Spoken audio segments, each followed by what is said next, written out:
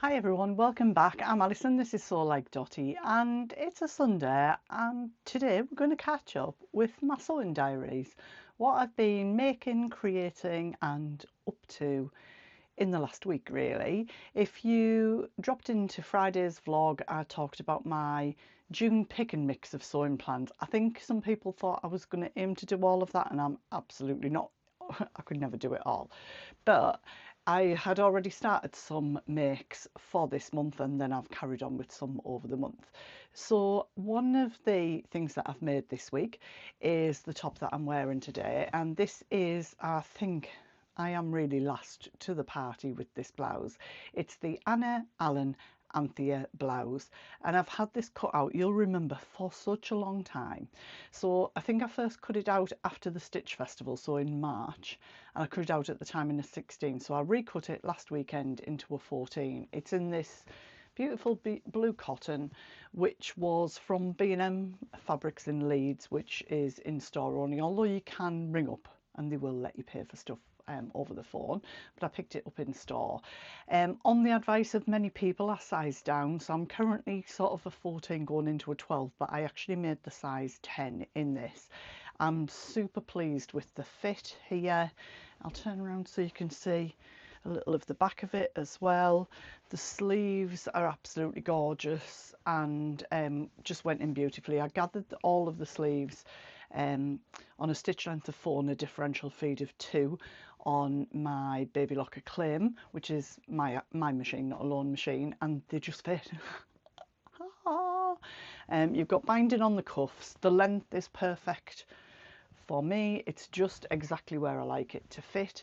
The same with the neck, not too high. I was told that I can stitch it right up. There's no way I would get my head in here. I mean, I don't think I've done anything weird with the neckband, but I sewed this button on, and really it should be sewn on this side. So I am actually going to put a buttonhole here and put the button on there, and then I can fasten and unfasten it because I actually like it fastened all the way up. So if it looks a bit weird today, I do know the button's in the wrong place. And the buttons are, I don't know how well you'll see, they're like a cute little flower, and they were gifted to me by Erica, who made them and gave me them at Birmingham last year at the Quilt Festival, so it's nice to get them used. So yeah, what else can I tell you about this? It's not the most size inclusive pattern. I will put the line drawings on the screen. Let me just get the details. You can make it in a dress version, so you'll see that it's easier to show you the lines drawings on the screen, or like a longer shirt. I don't know if I would. I do like it, but I'm not really a dress with a belt person, although, you know, never say never. What I actually did when I cut it out is, you can see the lines across, so I just kept these pieces in case I ever do want to make it longer. So size wise, it goes from a 00 to a 22, so these are UK measurements, which is a bust of 31, hip of 34, up to a bust of 48 and a hip of 51. That's body measurements. Finished garment measurements, the bust is 38 in the smallest size in inches, and the waist is 41, and in the 22 it gives a bust of 55 and a waist of 58. It gives lots of other different lengths and measurements, but you could check that out on the website. It ranges between, depending on your width of fabric, from 1.5 meters up to 2.5, depending on the width. I don't know how much of this I got, maybe 2.5 meters. I'm not sure if it might be 3. It's a while, like last year when I bought it, maybe October. I do have enough that I've got a little plan for something else that I'd like to make out of it as a bit of a toile. It's beautiful to work with. It's 100% cotton, and I am really pleased with the fit of it. I think I mentioned in my plans vlog that I want some kind of workwear sort of blouses, and I think this would work well for that. Whether I would wear it just sitting around at home, I don't really know. I always hold off wearing things until I've shared it with all of you guys, so I've not kind of done the day to day. And when I went to pair it with something today, in the pictures I've got it on with my peppermint wide leg jeans, which I think I made in the H and the L way too big on the legs, but they're too big on the waist now, but I'm a little bit bloated today, so they went on great.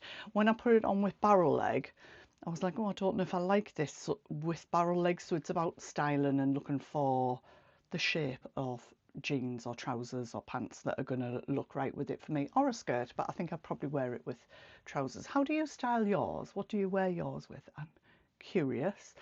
I think you could very easily attach a sort of a gathered skirt as well and turn this into a bit of a dress. So I know most of the rest of the world has already made it, but maybe I'm not the last one to try this pattern. It was so easy to make. The placket is already joined on, so you just fold it over. I had some of that, I don't know if it's a 1-inch prim, like the interface and roll. So I just pressed that on, which was perfect. It's got a bound neckline, which went on so easily, bound sleeves, and the hem just turned up, no problem at all.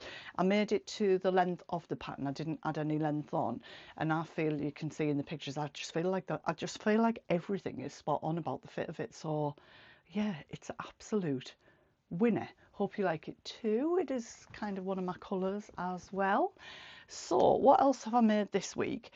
I have got another top to show you that's, well, I've got two actually, but I also did a bit of a not an alteration. My daughter had this Armani jeans denim jacket that was vintage. I don't know. When I was looking for pictures of it before I sorted it out for her, one came up on eBay for £135 and she said I'd never pay that for it. So she's had it a while, and it had big AJ for Armani jeans letters on the back. So it's many years since she wore it, and it's just, you know, hung around in a wardrobe. And she asked me if I could cover the back of it over. So we had a little dig in my stash, went through all the different denims that I've got, different suggestions. Quilting cottons and things wouldn't be her bag, so they didn't work. And she settled on the animal print denim that I made my Alba jeans out of last year. I had a remnant of that left. So I did share a reel. You might have seen it onto Instagram on maybe Thursday, but I'll just let that play in the corners without any sound, and you can see that. So I basically made a template of that panel that's at the back of a denim jacket. So I just took some dot and dash or whatever that paper is called and laid it out, made sure the jacket was laid flat, and then I just took a regular pencil and drew in. So where the twin needle in was, where that panel was, I drew in there to create a template. Then I added on sort of a centimetre all the way around so that I could turn that in, and yeah, it was pretty easy to do. I probably could have sewn it quite fairly okay on my Brother VQ2. I did choose to use one of the Tech 35 threads that was a grey black variegated thread. I got it from Emirates Studio 77, because we had a look at it and we felt that would blend in with the animal print. We didn't want any obvious stitching on there. We very much wanted it to look like it was part of the original jacket, and that the twin needling of the original jacket looks like the stitches, and it's worked really well. I'm really pleased with it. So I actually sewed it on the Baby Lock Hagani that I've got, the straight stitch semi-industrial sewing machine. That's my loan machine at the moment, because I didn't have to faff around with a denim needle or anything like that at all. I had a little bit of a play on the denim, and I turned the stitch length up to 4, and yeah, I was going to sort of do 2 rows of stitching around it, but actually it didn't need it. I just used the edge of the foot and went a couple of millimeters away from the edge all the way around. It was great because it's got a variable speed, so I dropped it onto the slow speed. I used the knee lift to turn at the corners and needle up, down and all of that, and it was sewn in literally a matter of minutes once I got it in. But I just, yeah, I didn't even have to change the needle. It just sewed through those 3 layers of denim like an absolute dream. So that was that. That didn't take me too long really, but I'd been talking about doing it for a few weeks, so sometimes do you put off those things? I know I do. And then I've made 2 other items, so let me share the plainer one with you, which I've not took any photos of, and I'll explain why. So if you saw my vlog last Sunday when I shared my So Frugal makes, I'd made a top in a white linen, but it ended up being a bit stiffer than I wanted it to be. I'll put a quick picture in, and I'd already cut this one out and kind of, I think I'd started overlocking it round, and as soon as I did that I thought this is going to feel the same, although I think the shape of this one is better. So I do think this will potentially get more wear, but it's just too warm to wear it in that way at the moment. I think this would have been better as maybe the fabric as a pair of shorts or something like that. I don't know, but we live and learn, and it just shows even after all these years you can still make mistakes with fabric choice. So I made the FiberMood London. I'll pop a picture of that in. It's one of my favourite makes. I made it in the medium, which size-wise is absolutely perfect. It's kind of a woven t-shirt style, so it's got quite a decent length of sleeve, like a boxy fit top, a nice shaped neckline, and it's got binding on the neck. So I just used a cream binding that I had on there. Then this is like a cream, it's a different cream. If it had been a very similar colour, I would have just continued that binding for the ties, but I actually made the ties out of the linen. I'm not massively keen on a bow here, so I tend to just tie them because I can get it over my head. And lengthwise, it sits just kind of like past my waist. It's not cropped or anything like that. So it's made and it's finished, and it will get worn. It's just too warm right now to wear this. So I'm maybe not selling it to you. I do have, I'll see if I can put a picture in of the pink one that my friend Paula made that she wasn't keen on it and sent it to me. It's the same size but in a more flowy, quite a thinner linen, and I'm wearing that one quite a lot. But as I say, cooler days, I think this will look great with some jeans. So that's that one. And then my final make is fairly hot off the sewing machine actually. I'm recording this on Friday and I've just made it this afternoon. I've had quite a busy week with things that I'm doing with Baby Lock. Some of you may already know that I've been an ambassador since last January 25, but very recently I've I can't remember if I shared this or not, but very recently I've started sort of taken a lead role with the ambassador team, and there will be some of the things that I'm going to be doing, but all of that's not sorted out yet. We had our first team meeting last night, which was just awesome, and the energy and the sharing, we've got lots of collaborations coming up, so I was typing up those sort of the minutes of that meeting and doing a couple of behind the scenes things that I can't tell you about yet, but it'll be exciting, so watch this space. So this afternoon I thought, right, it's time for a bit of me time, a bit of creative time. So that was a work morning and fun it's all fun, I've got to say, but a bit of fun creative in the afternoon. So last week I made the Matchy Matchy free culottes pattern, as did many of you for So Frugal, and I absolutely love them. And I had some scraps left. I mentioned last week, I know Rowan mentioned kind of do something even if you can just put the pattern fabric on the front and a plain back, which was a really good idea actually. So I have managed to get an Ashton out of it by piecing it together and putting a little bit of decor on the front, and I've got some pictures of it, but let me show it to you first. So it's in the same leaf fabric, so the front and back I had to cut out on the fold, so I've sewn those together. I added in a 1 centimetre seam allowance when I cut it, sorry, I couldn't cut them on the fold, so they're separate front and back. The facing of the front I got in one piece. The facing of the back was almost one piece, and I had to just piece it together here. I didn't bother putting the decoration on the back because, to be fair, it's quite a busy leaf pattern and I think it looks absolutely fine.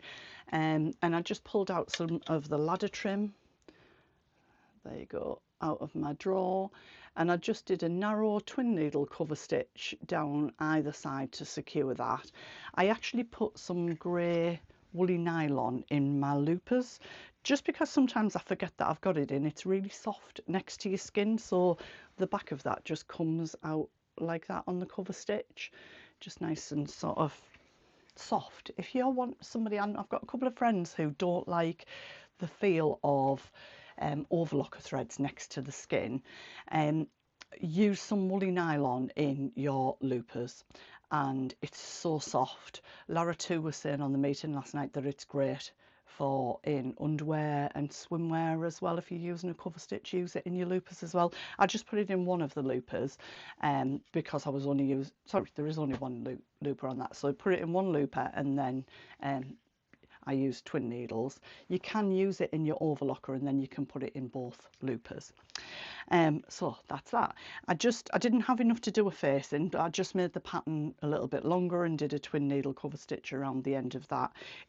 tucks in quite nicely. It's maybe not as long as I would still want it, but it was as physically long as I could get it out of the fabric that was left. And I'll have put some pictures in, you'll see how it looks finished. I would wear it in or out, I think, with the culottes. I think it would look nice both ways. And I've got some black ready to wear barrel leg jeans that I think this will go quite nicely with. And I am going to make some neutral trousers, so it would go nice with those. But yeah, I think this fabric was £4.95 from Pound Fabrics, and I think I got 2 meters, so I've got a full outfit, top and bottom, out of that 2 meters by patching it together. What do you think? Let me know. I think it worked out pretty well. You might remember that I wasn't sure with that last one that I made about the sizing. I checked the pattern, I had cut it all to a 14, and I'm kind of borderline going into the 12 in it, but what I did was I used the Helen's Closet seam allowance throughout it, but I just took a deeper, like a bigger seam allowance at the side. It's burrito method, and then I've just top stitched, like stitched in the ditch there. But if it gets a bit bigger, what I'll do is just unpick the stitch in the ditch, and then you've got kind of the face and the side seam all in one go. So if I need to run it in a little bit more, I can quite easily. I had started using binding, but I think that's a better option for me at the moment, and I really like it. I'm really pleased with it, so I feel good that I had a creative afternoon. And I've got some chicken in the oven. I'm going to make a nice roast chicken and potato salad for my dinner tonight. Carl's away all weekend, so it is creative sewing time, and I'm really looking forward to it. Next week is going to be a little bit different, because on Friday myself and 9 others from Sew Virtual are going to Thurclow, the craft retreat in Derbyshire near Buxton. So I'm going to do my sewing diaries a little bit differently next week. I'm going to start it on Friday, a bit like when I do Vlogmas. I'll be sharing what we did the day before. So on Friday you'll kind of see the prep, the things I'm cutting out. I'll talk about what I've got prepped. I mean, I'll over prep for it, because I think you need to take probably 700 more things cut out than you're really going to make in 3 days, but you know, I'm always hopeful. So I'll talk you through the prep, and then Saturday will be kind of the journey, first looks, everybody getting settled in, and then I'll be able to show you. I'm sure the girls will be happy to share some of the things they've made, and yeah, we're going to do resin button making on the Saturday night with Erica and Eleanor.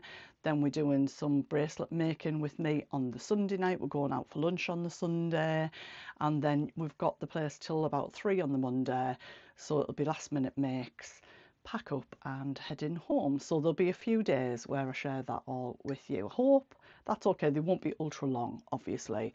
I'll be aiming for sort of that 10-15 minutes a day, whatever I need to cover. So come along, it'll be great to share our exploits with you. We've already got next year planned.